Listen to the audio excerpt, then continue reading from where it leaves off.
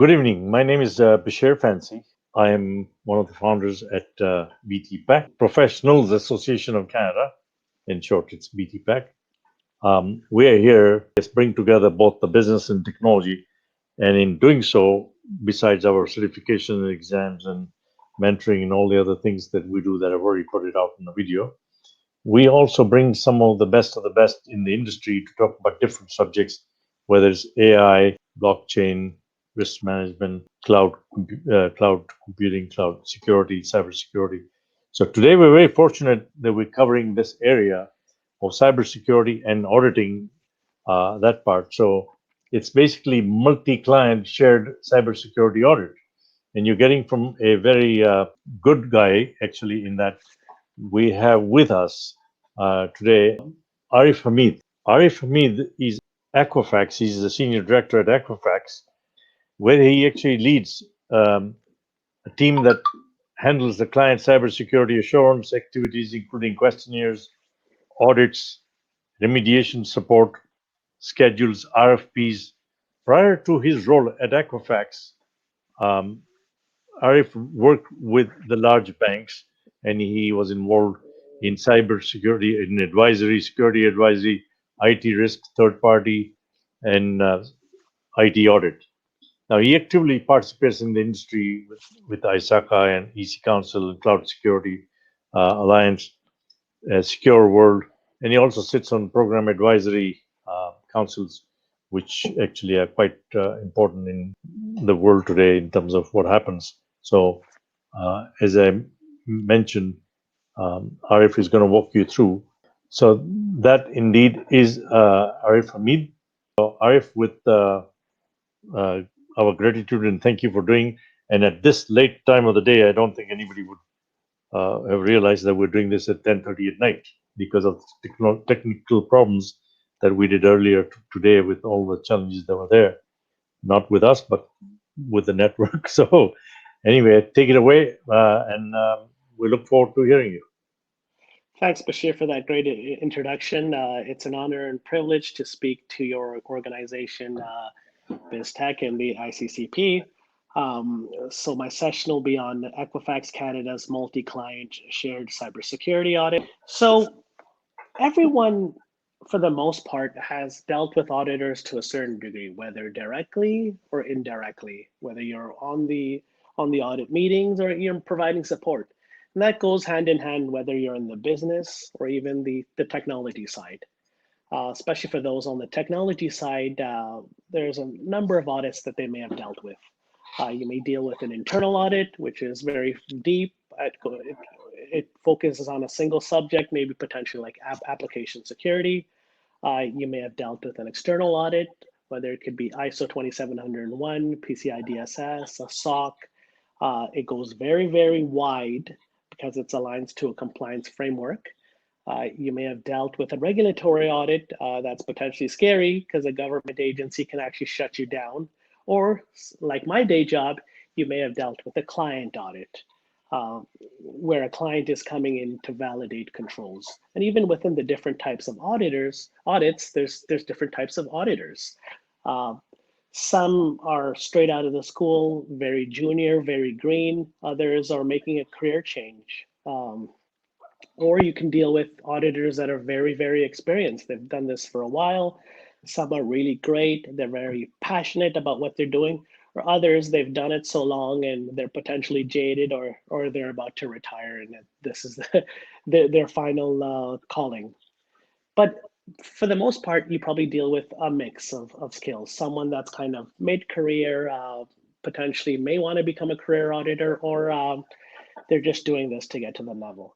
But regardless of auditors and audit types, I mean, as an organization, I mean, you want to be very transparent with your auditors because they're coming in to review something and you want to ensure that they get the information that they need.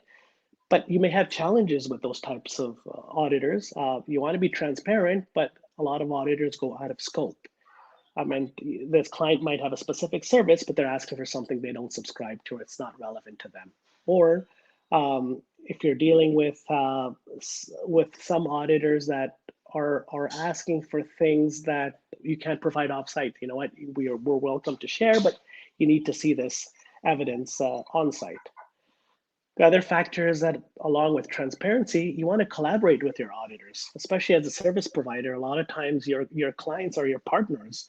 You want to have that collaboration, but you may deal with auditors that that have a kind of a medal count position.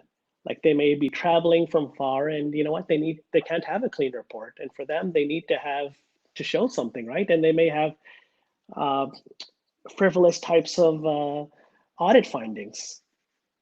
Others, it could be potentially an ego trip, right? I mean, they come in, it could be like an interrogation instead of an actual good conversation, a two-way partnership. But regardless whether there's transparency, collaboration, I mean, the landscape has really changed dealing with clients and cybersecurity audits, especially for Equifax. I mean, as a company that has been part of a data breach, one thing I would caution, Equifax Canada itself wasn't breached, but we're under a lot more due diligence from our clients than others.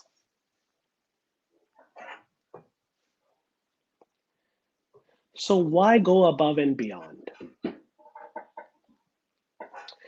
So one huge factor is the regulators and vendor due diligence. So I think there's been an increase of regulators across the world, and they're really, really pushing on their regulated entities to do more third-party due diligence.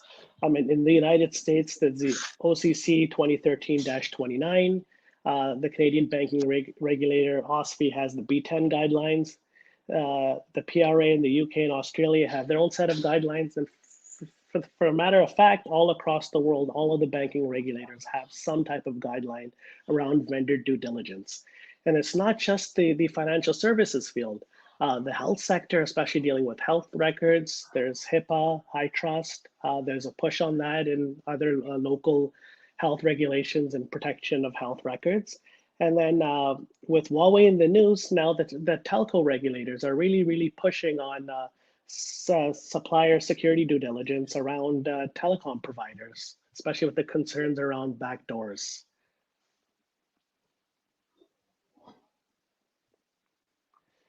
So in the past, the external audits that Equifax underwent were enough. Like I would call them the trinity that we have. We go through an ISO 27001, a PCI DSS, and a SOC. So an ISO 27001 is a very process-oriented audit, like all these ISO types of audits, very process-oriented. We don't share the report, but we provide a certificate to clients, yes, we passed. Then there's a PCI DSS report of compliance. So this audit is technical instead of process-oriented over the ISO, but it's only limited to the cardholder data environment. So that would be the systems and applications that store, process, and transmit credit card numbers. The other audit that we go through is the annual SOC audit. So unlike the other two audits, this audit is actually done by an accounting firm, and there is a bit of breadth in this audit, but unfortunately, it doesn't cover the depth that the clients are looking for. I mean, there's a big push on the regulators. There's a lot of stringent regulations, like these audits are great, the clients still want them, but it doesn't meet their requirements. And the other thing is that certain clients have specific services and nuances that these reports won't cover. So clients are looking for something that's much more granular to them and much more relevant. And that's why these external audits are great. They'll still always be done, but we need to do more.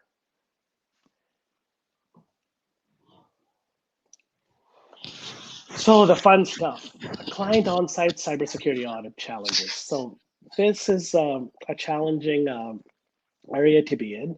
I mean, supporting client audits is really time consuming. It's difficult to schedule and it's resource intensive.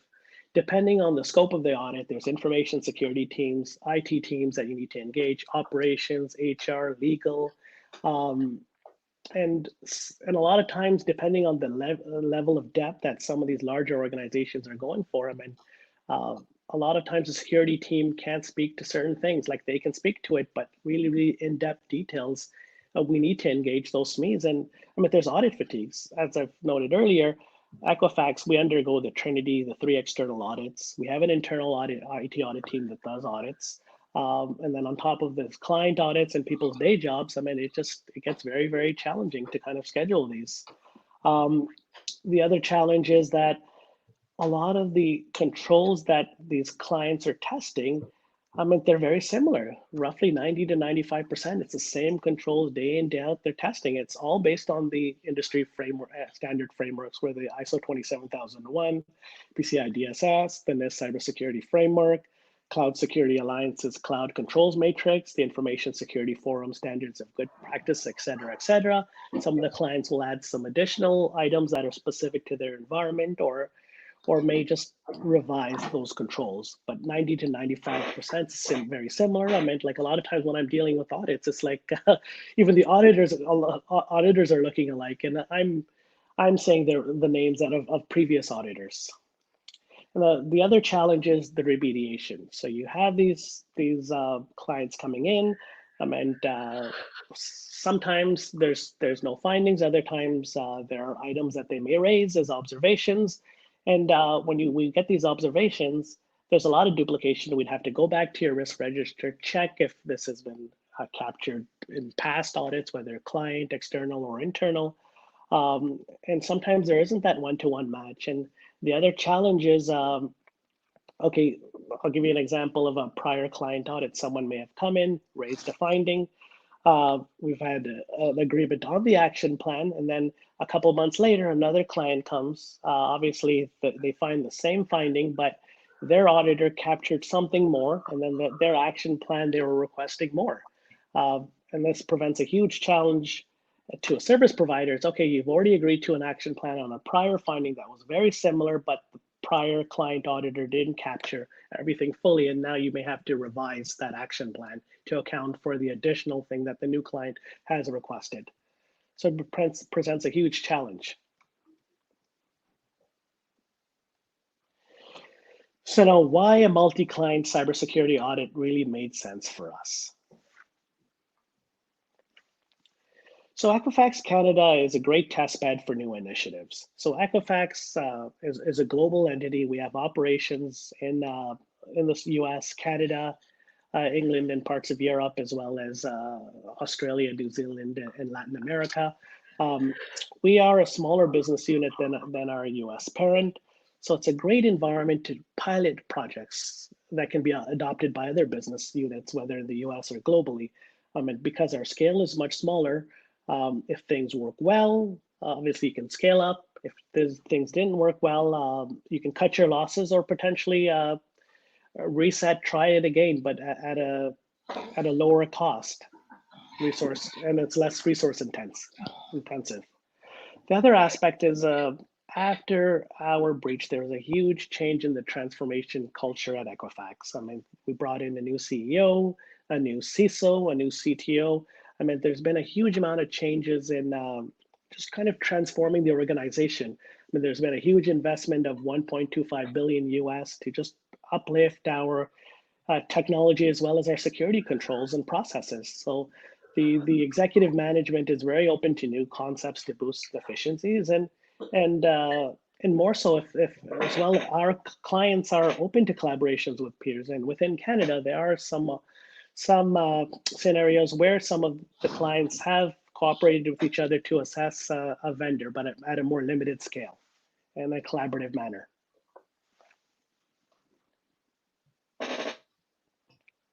Now, how do we solve this? So one of the options we looked at was the consortiums. So consortiums have options to conduct on-site verification of security controls for their platform clients with external assessment firms.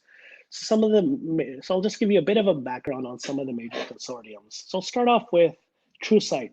So a whole bunch of the major retail banks, Bank of America, Wells Fargo, Chase, Amex, BNY Mellon, they got together and they said, you know what, we have so many of these vendors that we're assessing and testing very similar controls. Why don't we collaborate and get together? So from that collaboration, they funded a company by the name of TrueSight, which created a questionnaire and got the feedback from their parent companies to come up with a questionnaire, as well as just a process of doing assessments and reports where they could sell the reports to their clients, and it would fit obviously the need of their parents as well as potential new clients, right? Especially in the financial services sector. So this company, TrueSight, only does assessments, but there's another one called KY3P, Know Your Third Party. So this is a platform from a software provider, IHS Markit. They're actually a pretty huge company. They had a third-party risk management platform where they have an end-to-end cycle around managing your third-party risks, and they started an option of doing assessments. So the backing of KY3P is from the US investment banks, the Goldman Sachs, the Morgan Stanley, HSBC, some other big players, and 12 regional banks in the US. The smaller regional banks have gotten together to support this platform. So along with the software, they also sell reports. The other company that's also big is CyberGRX. And similar to KY3P, this started off as a software platform to do to manage your risk end to end, and they provided an option to do on-site assessments. So all three companies have a tie-in with the big fours as well as some of these tier two accounting firms to do the assessments. I think TrueSight also has their own internal resources to do some of these assessments. And what the whole format is, they would sell the reports. They would go to a service provider, do the assessment for free, and provide that to the report for sale to their clients. But this presented a challenge to us. Okay, so on paper, the concept sounds great, but like the consortium solution, maybe the software platform for KY3P CyberGX is a bit mature, but that whole process around assessments is still in its infancy. It hasn't really proven itself. And cost is an issue to the clients because for some of them, you need to be a subscriber to their platform to get a copy of those reports. And the other aspect is, in the end of the day, these are generic security assessment reports. It may not cover the nuances that clients specifically want. It may cover what obviously the parent companies that have funded these entities or has wants, but it may not cover some of their all clients. And then from a service provider perspective, the client right to audit is still in effect. And this is a huge, huge issue because we're trying to make life easier for our internal resources. And like, okay, the client can buy the report and still come back anyway. So what was the point of me doing this in the first place? And then another major challenge is, especially for Equifax and other companies that handle sensitive data, there is a risk of unauthorized disclosure of the security audit reports. Here are these many companies, they'll come in, buy the report, and potentially their staff could send it out. Like, how do you control it, right? I had some discussions with one of the firms and they said, you know what, we'll enable a watermark. And you know what, to be honest, a watermark doesn't cut it. So how do we solve this? So what we thought is, okay, the consortium solution won't work. Why don't we do a custom audit? This seemed very ideal because this is tailored to exactly what the clients want. For us, the internal, some of our business processes are very complex and we do specific nuances for clients. That is something that like a generic report won't cover. So the credit bureau business is very unique. There's not many players within Canada. There's only 2 players. In the US, is 4, and many geographies don't have maybe 2 or 3 companies that do that, whether in the commercial or the consumer space. The other aspect is within Canada, most of our clients are not a subscriber to any of these consortiums. But in the end of the day, the cost of the annual audits for some of these huge banks and telcos is huge. Whether you use your internal resources or use a third party, this is not cheap to come on site to do these reports. And if you're a large entity, you're dealing with potentially thousands of vendors. And even when you do your materiality risk rating, there's a significant number for criticals and highs that you need to do, and you can't get everyone. So you're going to be following a very risk-based approach, right? And this is a great option to get one covered. Like, I remember reaching out to one of the banks, and when I was having this initial discussion, and they said, this is great. We have a set number of assessments we need to do per year. for our critical vendors, and you've knocked one off for me, and I can actually reutilize my resources to do another assessment or potentially a two. So now the big issue is, okay, sounds great. How do you get the clients to participate?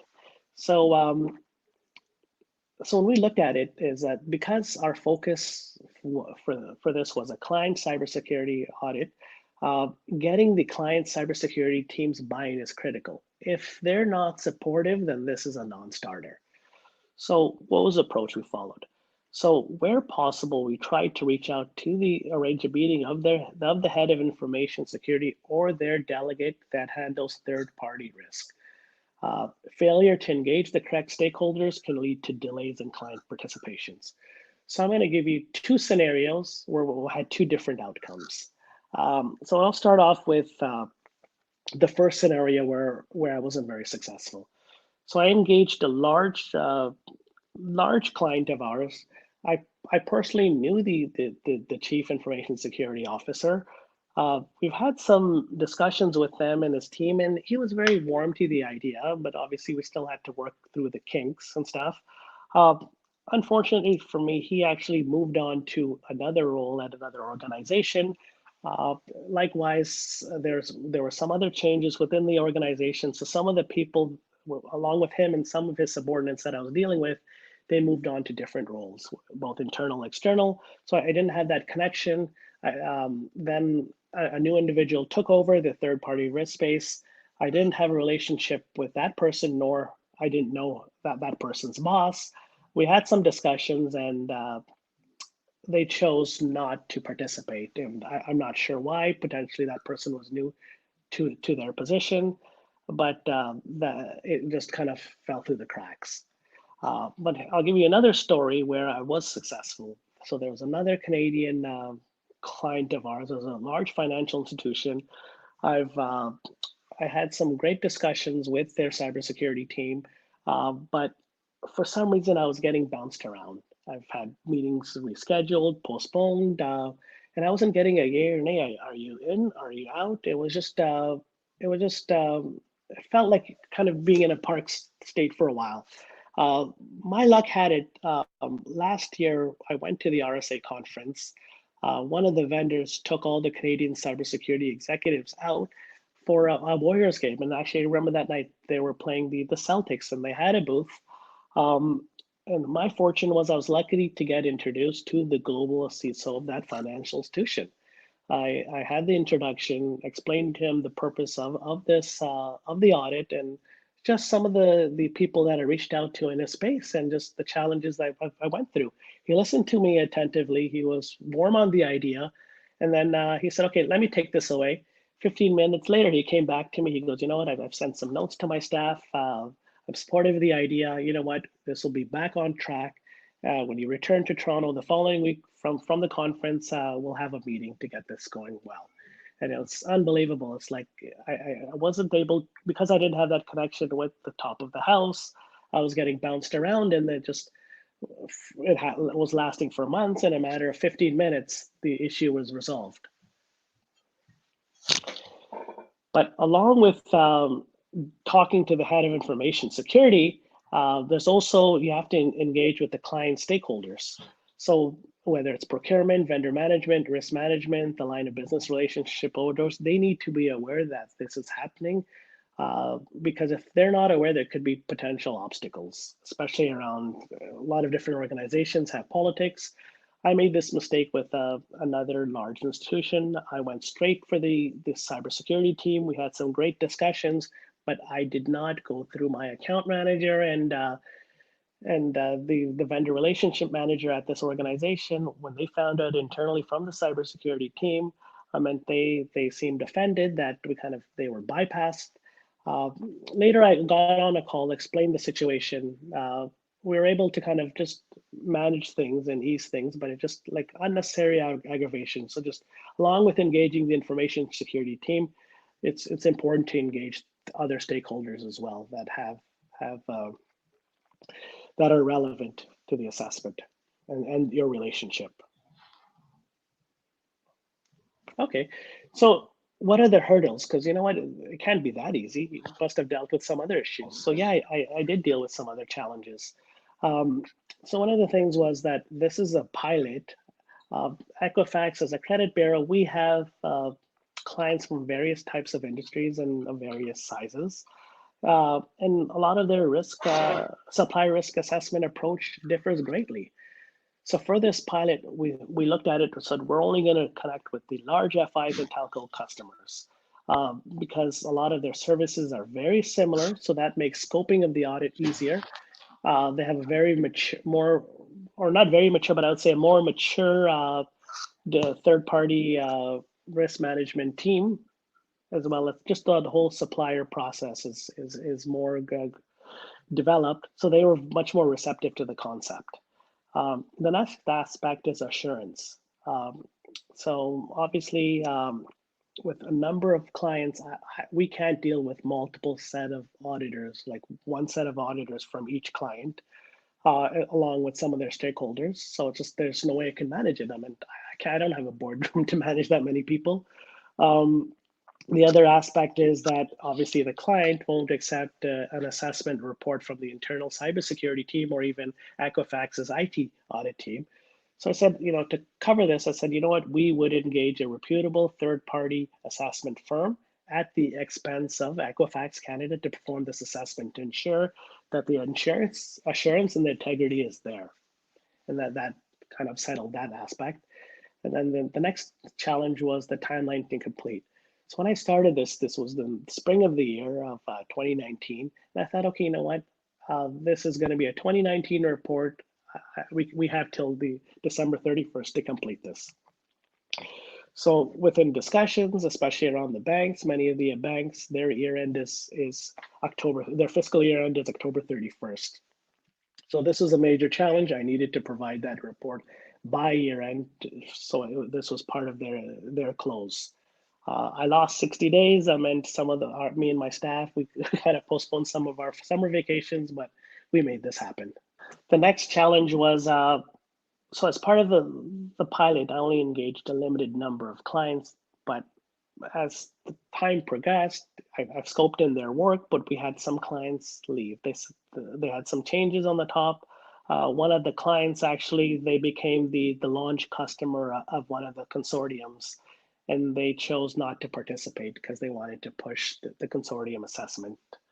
And I mean, we had to work for it. It was unfortunate, but they chose a different route at a later point. And the last aspect was dealing with legal. So obviously, as part of this assessment, the clients are exercising their audit right. So there was as well as some legal language that we needed to kind of sort out on the release of the report. So there was some back and forth, especially when you're dealing with legal's probably thinking, okay, what type of fast one is the service provider trying to pull? They want to really, really check things out. These discussions were challenging, a lot of back and forth, but we were able to work out the language to ensure that the legal team, both on our end as well as our client, were satisfied. So the fun stuff. Okay, so you got the buy-in, but how did you scope the controls and how did you determine the assessment firm? So we chose SIG, the SIG questionnaire as a baseline for the audit scope. So we have a large number of clients, especially for those that are in the FIs and the telcos. They send a lot of SIG questionnaires, some ISO 27001 questionnaires, and we see the NIST cybersecurity framework questionnaire. I also see the Cloud Security Alliance's CAC. Others have also sent customized questionnaires. So based on the load that we saw, the SIG was very common, but unfortunately, even with the SIG, it has multiple iterations. It is a proprietary tool. So we chose to end up going with the SIG because it was seemed the most comprehensive and most common amongst clients. We purchased the latest version of the SIG, so we got the license. And what we did was from the latest version of the SIG, we mapped all the participating clients' questionnaires to the SIG. This was a very time-consuming task because it was very manual. Some of the controls were one-to-one, others were loosely mapped. It became painful where some of the clients had a very customized questionnaire that was very poorly written. Now I actually respect the job that technical writers do in writing things very clear. So there was a little bit of a back and forth, just clarifying the intent of the question. And then likewise with the mapping, anything that didn't map, we kind of collected a number of deltas that was also within the scope. We noticed, especially with the deltas, a lot of them were focused around the physical security and the risk assessment domains that weren't fully covered in the SIG to the extent that some of the clients wanted. So now within that mapping, we identified over 1,000 controls amongst the questionnaires in the SIG, which is huge, huge, huge.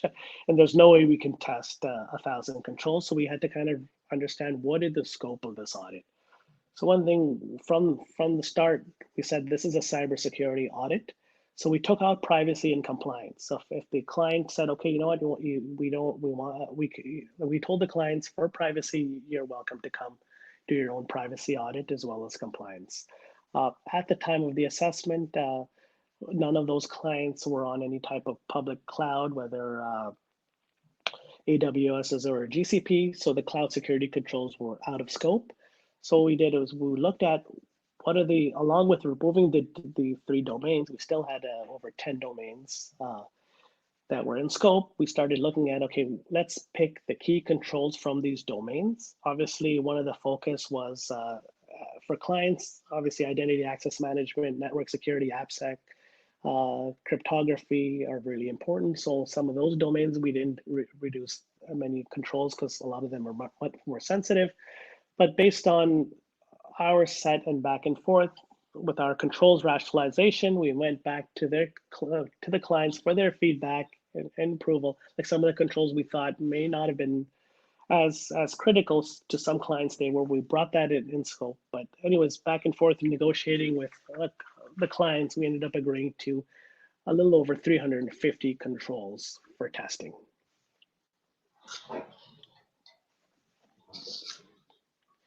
Okay, so now that we got the scope of the controls to test, so we need to figure out who's going to be doing the testing. So Equifax, we have relationships with 3 of the big 4 firms, whether in an audit or a consulting capacity. Likewise, since we only targeted the large Canadian banks and telcos, all of them had some type of relationship with the big 4s, whether in an audit capacity or a consulting capacity. So unfortunately, due to that, a big 4 audit firm was out of scope to avoid any type of conflict of interest. So what was left?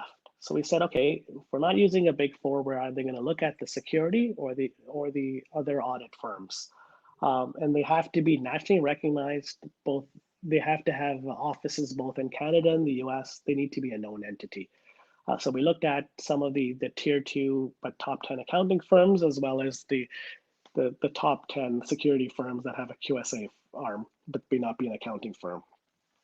So we ended up choosing a top 10 accounting firm that has a very strong third-party cybersecurity practice. They've done a lot of vendor cybersecurity assessments for banking clients in Canada as well as the US. So said we were comfortable with them. But I would note a caution that just because we chose an accounting firm, depending on the nature of your business as well as the skill set, like going with a security consulting firm may make more sense. Ultimately, you do your own due diligence. So the next aspect is the report format. So we said, okay, this is going to be a trust but verify type of audit report. It would be like a type 2. This is going to be a very evidence-based approach. Controls will be reviewed, documentation is going to be reviewed, technical settings will be tested. So this is going to be, although we didn't do crazy sampling, right? But this would be operating effectiveness test would be performed. Likewise, for the audit report, for the findings and severity, so each client has their own risk methodology. So it was at their discretion whether an observation was truly a finding and at what severity. So the auditor would write the observation if they felt it was an observation, but they wouldn't note that what the severity was, because that was at the client's discretion. One thing we wanted to be as part of the transparency process, we had a testing matrix that was very, very detailed, much more detailed than what appears on a SOC report. So it would outline what the test is, what the identified control is, and what the auditor tested. So the auditor would note what was the artifact they reviewed, whether it was a document, whether the security control configuration, full details were noted, as well as the result of the test. So if there's no exceptions, they would note the no exceptions. If there was an exception, an observation, they would outline the observation on why it was an observation. The details, like we told the audit firm, that the details should be very clear, that if our client wanted to reperform the test, they could easily reperform the work. And the last aspect on the format, we had a very consistent reports for all the clients that participated. The report was consistent. Everything was the same. All the controls were tested. For all the clients were the same. The only nuance was that one client had an additional business service that wasn't relevant, and that was in their report. But otherwise, the report itself was the same for all the clients. So the next aspect is, okay, audit execution. So we've gotten the controls defined, and we need to determine the control procedures. So within the SIG, since we purchased the SIG questionnaire, there's also a tool that the SIG has, the Shared Control Assessment Procedures, the SCA. This is also proprietary. We purchased it, and this listed the control procedures for any control that came from the SIG questionnaire.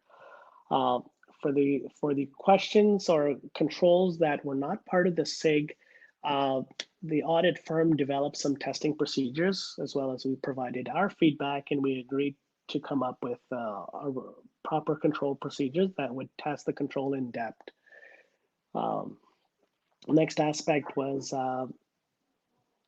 pre-audit meetings. So the audit firm was willing to do the end-to-end work, identifying the controls, scheduling meetings, everything. But I mean, there's a huge cost if we got them to do everything. And similar to what a lot of companies do on SOC reports to get their internal audit team to do a lot of the heavy lifting to save on fees, we took this approach as well. I have my team. We reached out to some of the SMEs that needed to be engaged. We did a lot of the control identification. Where anything that could be collected ahead of time, we did some evidence collection, and we did all the handling of the logistics with the SMEs, getting them ready, getting the information ready, getting the audit coordinated, scheduled. So by doing this, we saved a lot of money, and when the auditor came in, they were ready to interview the subject matter experts to test the controls. The next aspect was date selection. So this is an important one. And as I noted earlier, Equifax undergoes 3 external audits: the ISO, the SOC, and the PCI DSS. We undergo internal audits throughout the year as well, along with client audits and other different type of risk assessments on the IT risk team. So we needed to avoid a date that would conflict with some of the other audits and risk assessments that we undergo.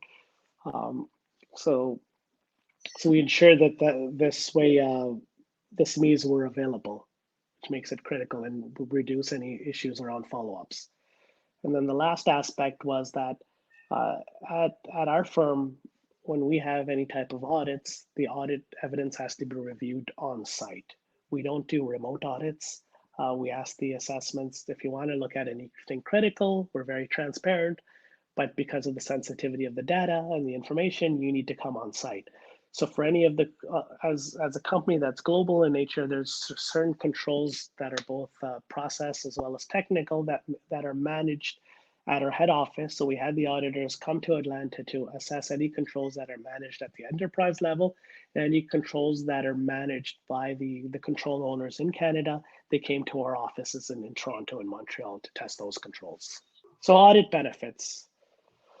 So this was really good. Once this was done, we've had a great report, and the client's really happy. I mean, on a client perspective, I mean, they saved a lot of money, time, and resources. They didn't have to do this assessment themselves. We provided them an audit report that covered what they needed without them utilizing their resources, whether internal or external, to actually do the work.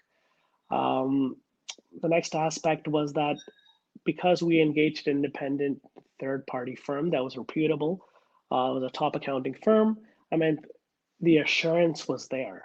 I mean, and it, like they wouldn't, obviously, if we provided our own report, it wouldn't have that assurance. So this provided the insurance and the integrity that the clients needed. And it was at our cost. We footed the bill, so which is always great for the clients. The next aspect is the audit gap across firms was closed. So as alluded to at the start of my presentation, you have auditors of different varying levels of experience and quality. When you do it from a professional audit firm, they came in, I mean, the quality was there. You didn't have inexperienced people doing the work, and it showed in the quality of the report. The last aspect was a surprising one, is that because the questions were shared across the clients, this assessment was much more comprehensive than they could have done themselves. Normally, when a client comes on site, it could be a day, maybe 2 day audit max tops, right? This was almost a 2 week audit end to end. And this also included both our Canada and US offices, much more comprehensive. It just gave that the amount of depth and breadth of details that provided to the clients was amazing, as well as they actually learned about some of the other industry things that their peers are doing.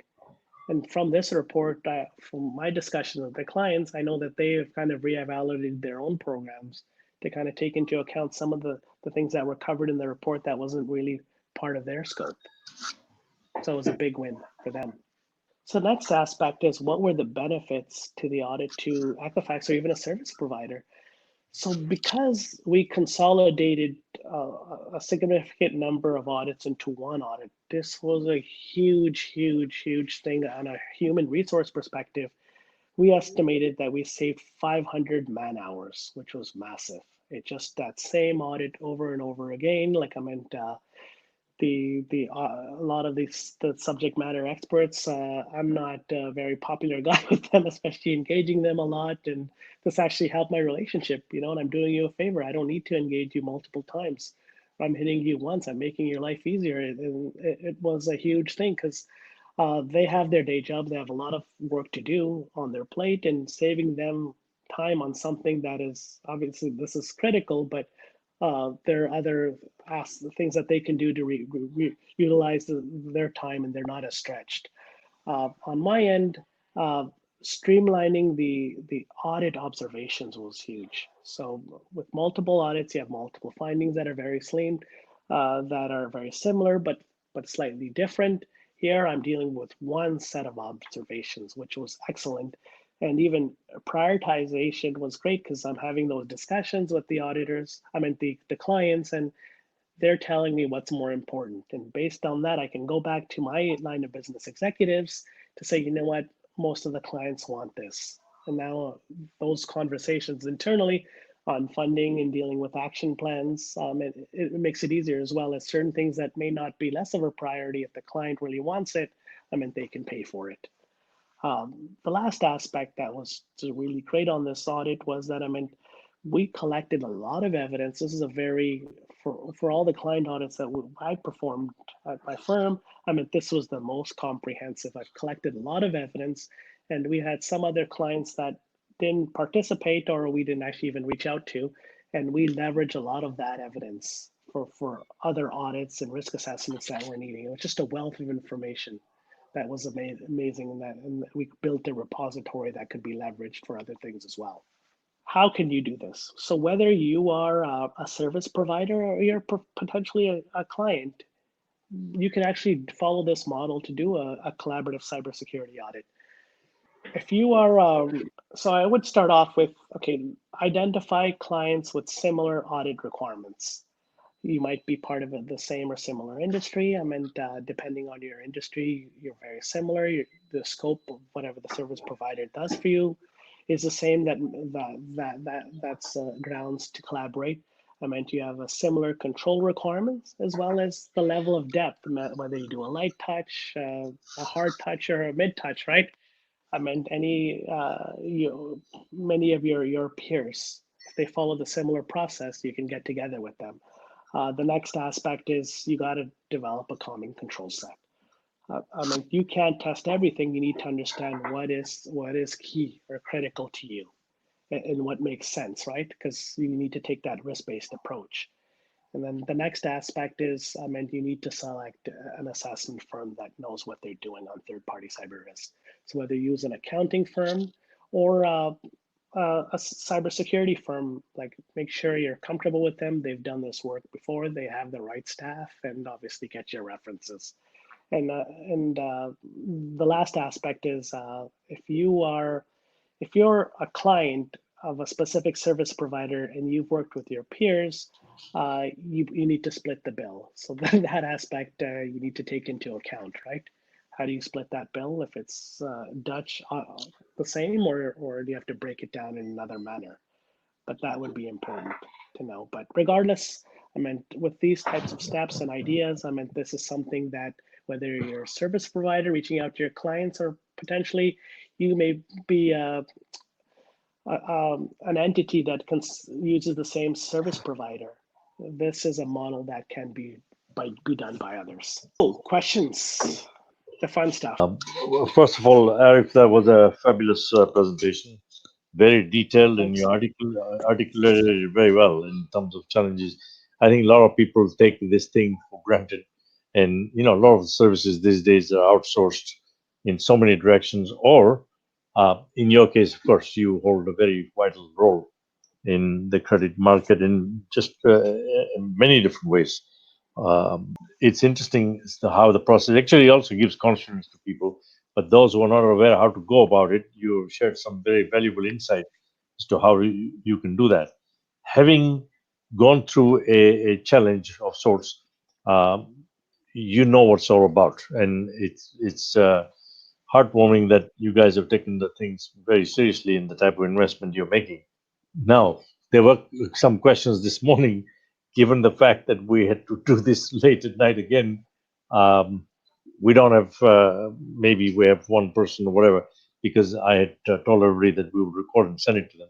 But I think one of the questions was about, given the what we're seeing in the market right now, or let's call it the new normal, with the COVID crisis, people working from home, accessing data. Two things are going to get fairly critical, certainly in your area, in terms of how people give credits and look at the scores and the beacon score and customized scorecard and all the different things. You play a significant role there.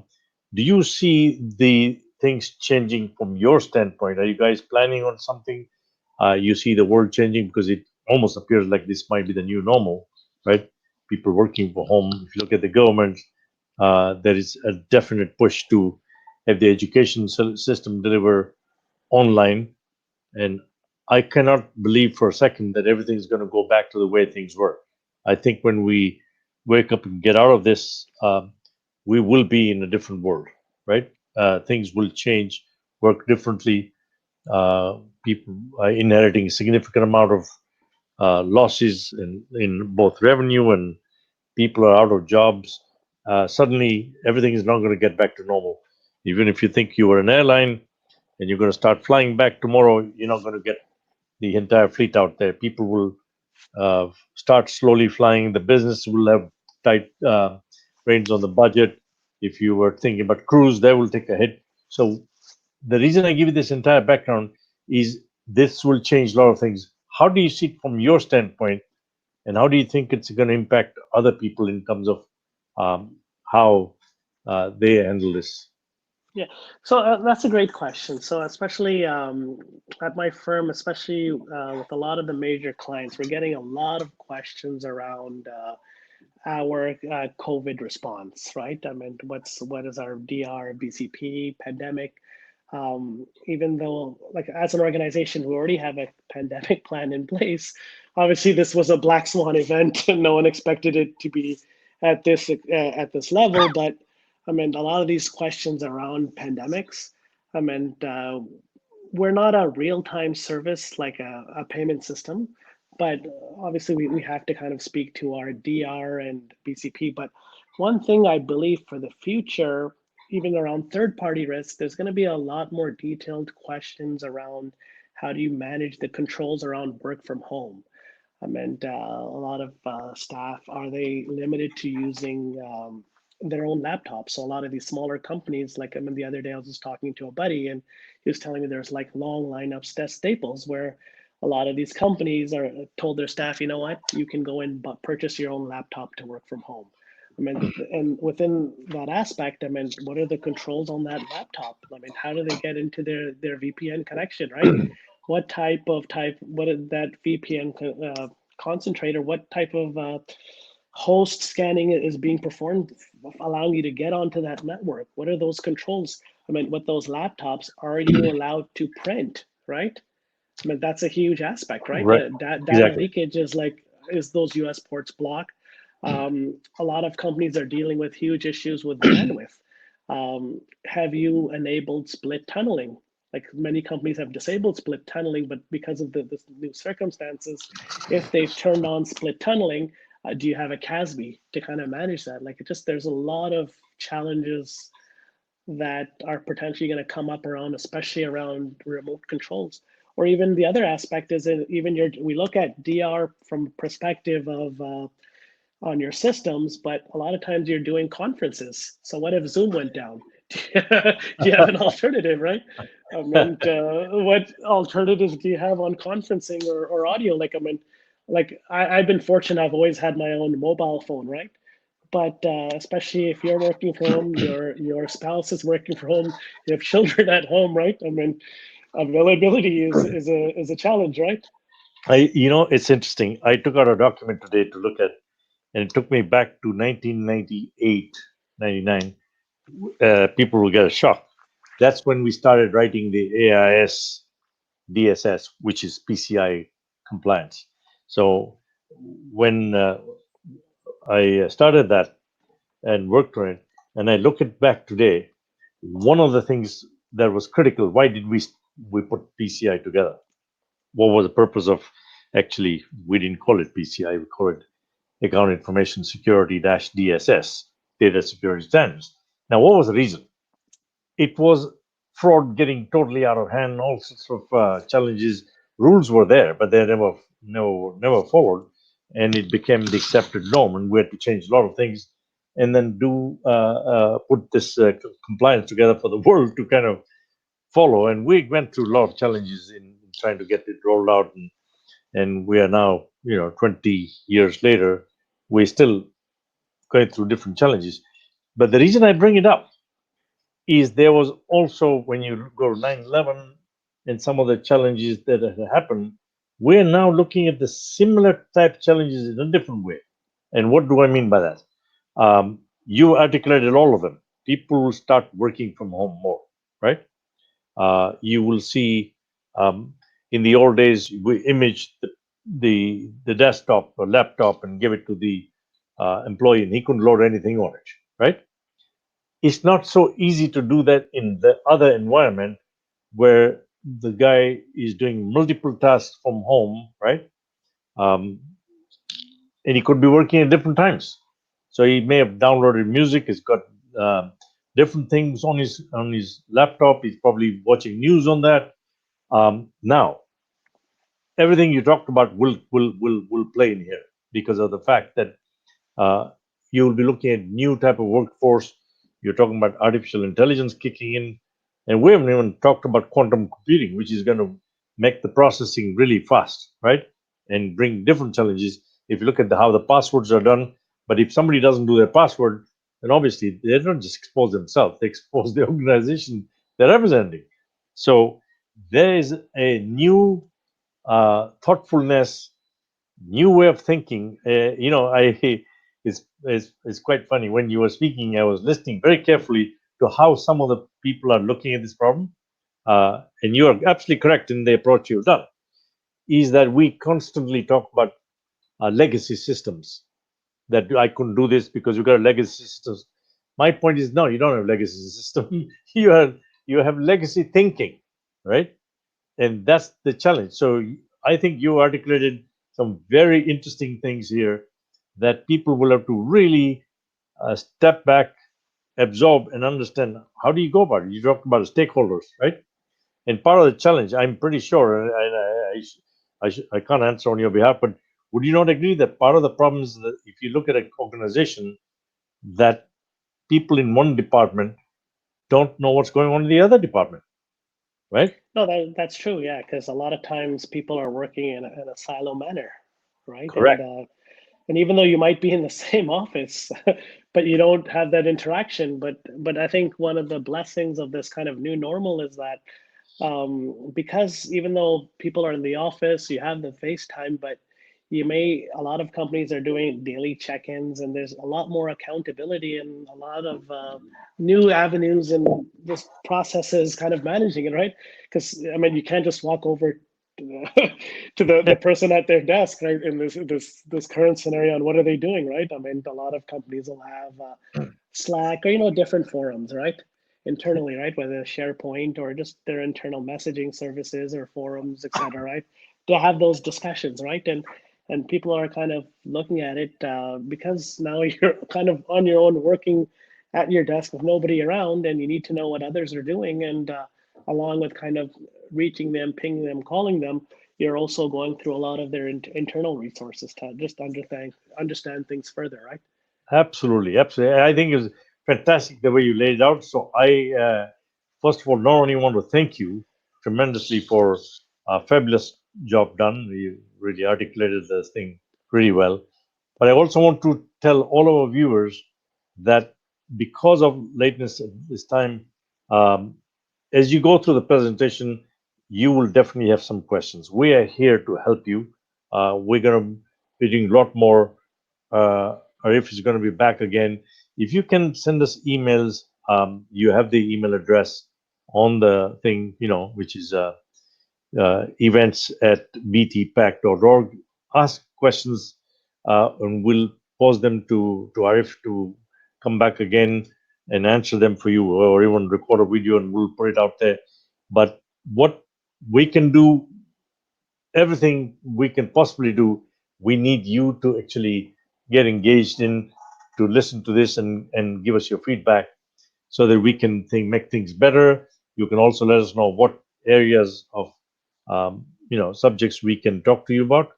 So I thank each and every one of you, and as I said, thank Arif tremendously for a fabulous job that he's done. And it's events at BTPAC, so btpac.org. Please let us know, and we're going to be doing more on this subject and all the other subjects. So, and you can join BTPAC where there's no fees, so you can send email to join at btpac.org. So, as you go through the challenging times of COVID crisis, please follow the good advice and stay safe. Keep your distance, and as we have successfully demonstrated here again, we can do all the good things. So it's physically distance, socially active. So, Arif, once again, thanks very much. I know it's very late and your kids are sleeping too. So we will talk soon, my friend. And I really appreciate your doing this. Thanks, Bashir, for the opportunity. Appreciate it. All the best. And Good good night. night, folks.